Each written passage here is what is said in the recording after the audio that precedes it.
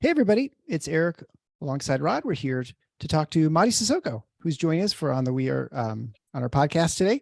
Before we begin, I just want to remind you that there are all kinds of other social media outlets to find us. We're on Instagram, but specifically Twitter. So Rod and I are going to try something. We're going to do Twitter Spaces, which is a new thing. It's like audio thing, but it's an opportunity for us to interact with you. So if you want to be part of the show and get some questions in, we're going to do that at some point. So make sure you sign up, subscribe so you can find it in your feed at TFFINOTS 68, right? That's the Twitter feed.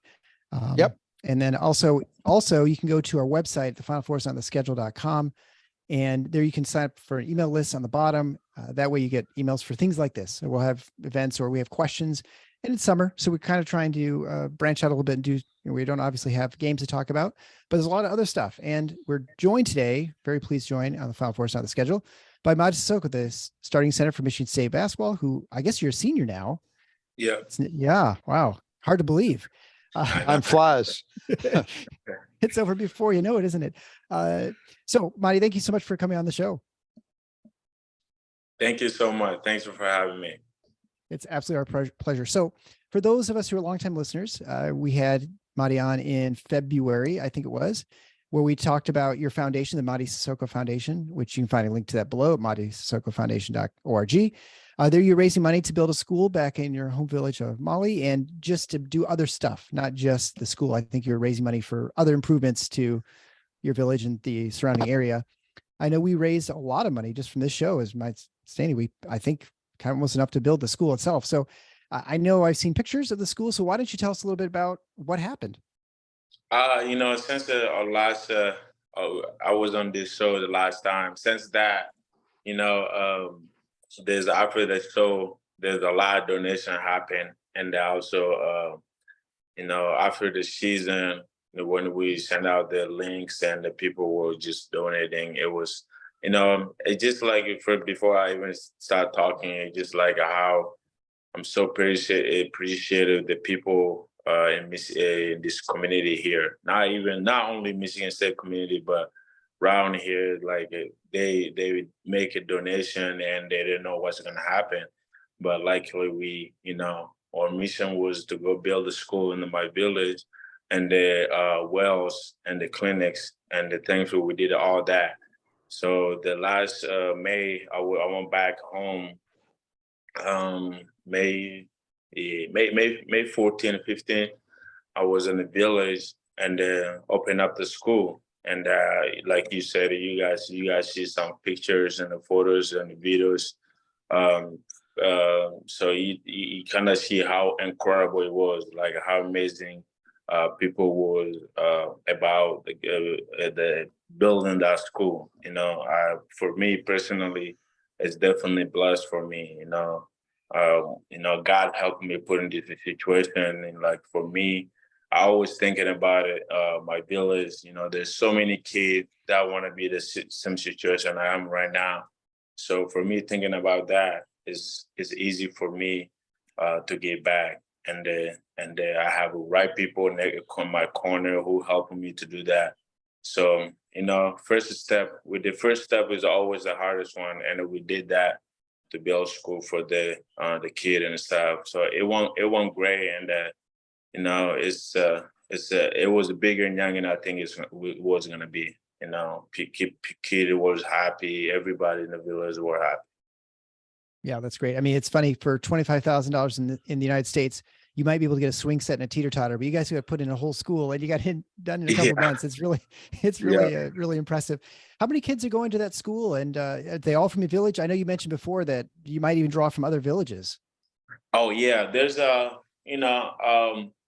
for that day actually, because we brought some backpacks, some pencils, and the notebook for the kid. But they're on the break right now. The school don't start over there until late September. Mm-hmm. So right now but the kid that come to the school opening days, it was so many. And like the classroom, it's a full classroom, and the classroom was so full, and it was like probably like 100 people in each classroom, and it was so full. But I think when school start, will be we'll be able to each classroom be able to hold between 60 to 70 kids. So Yeah, that's great. yeah. So obviously we know, based on what we were just talking about, that the initial goal of your foundation has been achieved. You've built the school. And I also understand there's correct me if I'm wrong, there's a medical clinic Yep. and also, was it an improvement to an existing well or a new well for water? Is a completely new well. Okay. Yeah. So you did all of those things as part of this initial effort with your foundation, but with how successful the foundation has been in a pretty short period of time, I imagine your plan is to continue with it, right? Absolutely. Yep. So what kind of things are you thinking about for the future in terms of the goals that you have? You know, what things you want to do specifically, so we can encourage others to get involved. Yeah, absolutely. For right now, you want to do everything once sometimes, but you can't. You got to take step by step there. You got to look at the most important thing for them to have. So for me right now, the next goal is the most important thing is cracked tractor for the farm. Like people can, that can help them to work on the farm easily. And also along with that is the teacher housing. So we did a school and everything, but we were not able to do this teacher housing. So I think those two are on the next line. Okay. So I was reading a little bit about the tractor. So my understanding is if you have the right kind of tractor, you might be able to yield like something like 10 times as much in the way of Absolutely. crop production. Absolutely, yes, for sure. You'll be able if you have the right one, you'll be for sure to do that. But our next goal is to find even it take us a little bit longer, we make sure it's the right one we get, and that will work like longer, like it do 1 day work is definitely will be the whole village work. And how many is pretty much everybody in the village involved in agriculture in one way or the other? Oh yeah, it's everybody. I grew up doing that, and then I see it every single day before I came here. It's basically that's what we do over there to survive. You go, when the rainy season start, you go to farm, you farm, and then by the time this time you will able to receive the seed you want to eat, and it's basically like that's what we do to survive. So to make that kind of improvement, to have 10 times the crop yield is a huge thing for your community in every respect, right? Yeah, definitely it is. It's a lot of little villages, the village next to us. They are some way every little opportunity I have here, I want to make sure they get a little bit everything we do. I get a chance to do over there. The school is the first school in my village, and it is actually the fastest building for the school to start building. We finished that. We started the school for like 5 months, and we finished in this between 5 to 6 months, and that never really happened around over there.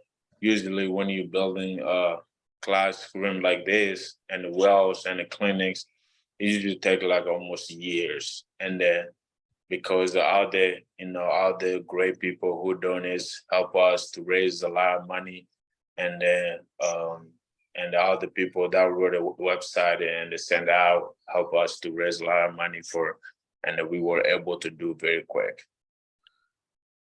Yeah, it helps Yeah, having a lot of that's funding for sure. Yeah, that's fantastic. So I just want to highlight for our listeners again, they can donate now today at MadySissokoFoundation.org, right? Yep, yep. Yep. And a link to that will be below here in your podcast player, or if you're on YouTube, it'll be on the YouTube player too. But let's talk a little bit about basketball, because you know you do play basketball. That's further Yeah. you see on the show here. Before I do, I just want to remind everyone that one of the great sponsors of the show is Nudge Printing. They printed this great shirt that I'm wearing here that Coach Kelly insisted on getting a shirt as well. So hopefully he's worn to keep your practices, and kind of, this is a big Tom Izzo saying, you know, the Final Four is not on the schedule, right? Because he's mentioned it once or twice to you. But so you can get this great swag. You just go to the Final Fours on the schedule.com/merchandise. Also other ways of supporting the show. You can just go to the support page. But Nudge Printing does fantastic work. They worked with Spartan Strong. They raised a lot of money for shooting victims. I think over $155,000, printed tens of thousands of t-shirts in support of those shooting victims from the February event. So check them out at nudgeprinting.com. You can get 20% off your purchase if you enter Final Four as a coupon code. All right. So Mady, successful season like last year in some respects, right? You guys made the Sweet 16, made it the second weekend. How are you feeling about this season? And, you know, what are your plans for you particular with your game? You talking about the past season? Yeah, I mean, last season was obviously good for you. You got it. You were starting. You're playing a lot. What is your plans for this next year? What are you working on this summer to work on improving? You know, it's you know, last season, like you said, it was a big step for me, and it was great. And I also,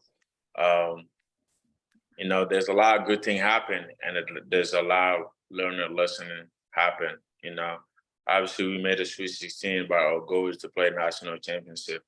And I think this year, that's our biggest goal. We gotta get to we gotta get to where this program belong. Like get the Final Four, play the national game. For me particularly, you know, I took a jump last year. You know, this year is also the plan to take another big jump because you know, we had a lot of guys, you know, a great group of guys, you know, and then we have great group of coaching staff. So, you know, they're gonna do everything for us. They're gonna prepare for us in every ways. We just gotta make sure we listen and then be ready to do the things that take to win in the game of basketball. And I think that's it. This year, everybody in the locker room, that's everybody's main goal, to go to Phoenix, to go to Final Fours and to play national game next year. So we're gonna keep working hard every single day, and then keep going toward our goal.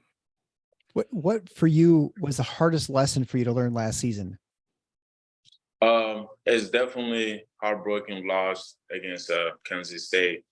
That was definitely heartbroken, because I think our team played very, very well, and we played it very well, winning games, but we were not able to come out with the win.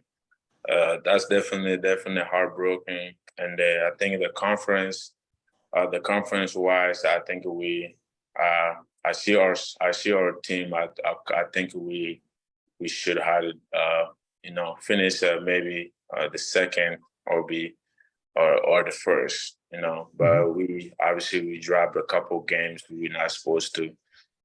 We should have won those games. But you know, if you look at the last conference games, there's a lot of games we should definitely have won. But you know, it's all lost. Is a good thing is the past, and we know why it happened. So for our next step, we gotta make sure that don't happen to us again. What parts, is there anything specifically in your game that you're working on hardest this off season to improve? Or is it just kind of overall? It's definitely overall. First is the overall, but I always wanna expand my game a little bit. Be not just only banging the guys in the paint, but just a little bit outside a little bit, get an out guy open, working a lot of passes, and then we have a great shooter, so you got to know where you can find them. So I'm working a little bit everything right now. Okay. One of the things that's going to be different, I think, for next year's team is that you're going to have a lot more depth. You've got a lot more guys that can play with all the guys coming back from last year, but also this 4-man freshman class that's coming in. Have you had much of a chance to play with those guys yet? And if you have, what's your impression of the new guys? They for like those freshmen are very, very exciting to be here. Seeing them, they're so fun to play around with them on the court because they do what it takes to win a basketball. They are my impression for them. They play the right way. They play the right way. It's not like a one guy is okay. I'm all by myself. All 4 guys are about the teamwork, and it's just so easy to play around, to play game with them. To be honest, do you think that you guys are going to be able to run more this year than you did last season? Yeah, definitely. Every single time, every time since the season, and the coaches talking about it. This year we got able to run. We got able to run. Even today, he was even talking about it. We have to run. So it's definitely something we're definitely gonna do, because we have, like you said, we got a lot more guys, and right. So it's definitely gonna be running. This team is gonna be a running team. You expect your role is to, because you weren't involved a whole lot in the transition game last season, do you expect to be running the lane and down the middle of the lane, like sort of traditional Michigan State center? Absolutely. Yep. That's our job. We got able to do our job. Well, that's very exciting to watch you guys move a little bit faster. Before going a little bit, I just want to remind everyone about other great sponsors, Brothers at Just Two Gutters. They do fantastic work on the west side and east side of the state. You can talk to Kurt and his team. They'll take great care of you if you want leaf guards, all the stuff that Mady doesn't have to worry about because he's got an apartment or some fancy place in East Lansing, I suppose. He has a landlord or someone probably taking care of that stuff. But if you own a home, you have to take care of that water that's on your roof and make sure it doesn't cause problems with your foundation. So make sure you talk to the brothers that Just Do Gutters. They specialize in only doing that one thing, and that makes them experts in it. And so you can reach them at brothersgutters.com. The links for that will be below. 10% off. You mentioned Final Four for an estimate on their work. And again, repair, replace, or adding things to cleaning out your gutters, things like that. So they can do it all, and they work quickly and efficiently. So a couple quick questions for you. Are you playing Moneyball this summer? Yeah, we are planning on it. I don't know how it's going to go, but right now we're planning to play. Okay. So, the question I was asking, these new players, I assume you're having them carry your bags and stuff, right? Yeah, absolutely. Yeah. They got able to do that as a freshman duty. And then, and you've had, I think, a week of scrimmage with them. What about each of them have you noticed about their particular skills that have impressed you that you maybe weren't expecting, or you hadn't seen yet in person? Let's say we'll just start with Booker. What do you think about Booker? You've gone up Booker. Booker can if Booker can play inside and out. That's he can really shoot the ball, and that's the one thing about him. He can play inside and out for sure. Yeah, and then how about Jeremy Fears? Jeremy, he has a great vision of core. He's a great passer. What to get a guy open, and he can push the ball very well too. And he's a point guard, McDonald All-American. So he is definitely he has a vision of core for sure. He's a great passer too. Yeah, he seems like sort of the ringleader of that group a little bit. Yeah. How about Garrick Norman? he's a definite sniper, shooter. Shooting spot, and his ability to hit a shot. So he definitely able to do that, and also he's no, we haven't been they in the campus for 2 weeks now, yeah. But he's definitely he play hard, and he's a great shooter.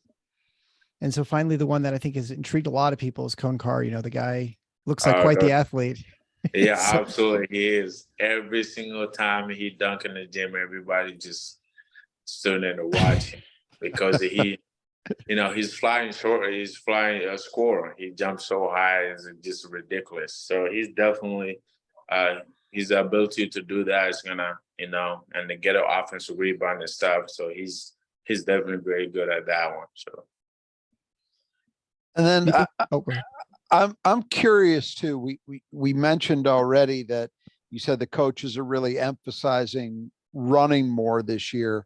The other thing that was a little bit different for MSU last year compared to the way it normally is that you guys weren't a great offensive rebounding team. Is there an emphasis during the summer to get back to being really strong and aggressive on the offensive boards? Yeah, for sure. That's another thing coaches are always been talking about every single workout, every single practice, every single lift, and they want to send a more guy to the class. They just want to let only bigs be down there. So even sometimes the guard, he's been talking about it every time we got to go to the glass. Like you said, that's definitely some part of our last year weakness too. We have to go to glass for sure. This year, I think we will definitely be able to do that without no question. And correct me if I'm wrong, but Malik isn't back quite yet practicing, right? Yeah, that's true. Yeah. Do you have any idea when they expect him to get back on the court? That I don't know. You're not sure? I'm not sure. Yeah. All right. Well, I guess, Mady, we'll wish you a good summer. Hopefully the workouts go well, and we'll see you in Moneyball, I suppose. And then it won't be that long. I guess we'll see you back at the Breslin Center before absolutely in just a couple months. Fast. Yeah. And just, another reminder for people listening and those watching is to check out the foundation, Mady Sissoko Foundation.org. There you can see some videos, or at least our video, I guess, but you can definitely see some pictures of the school, and you guys, I think, doing basketball camps and things at school.